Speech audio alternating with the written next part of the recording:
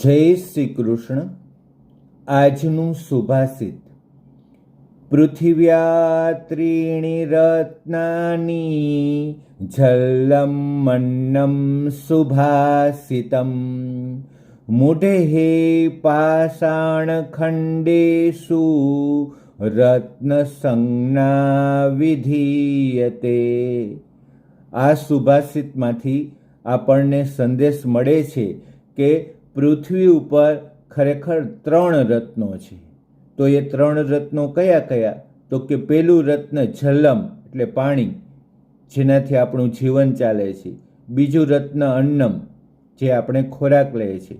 અને ત્રીજું રત્ન છે સુભાષિત. પૃથ્વી પરના ત્રીજા રત્ન તરીકે સુભાષિતને ગણવામાં આવે છે. પરંતુ મૂઢે પાષાણ ખંડેષુ, પણ મૂર્ખ માણસ છે એ પથ્થરના ટુકડાને રત્નસંજ્ઞા વિધીયતે, પરંતુ મૂર્ખ માણસ પથ્થરના ટુકડાને રત્ન માની લે છે. અસ્તુ.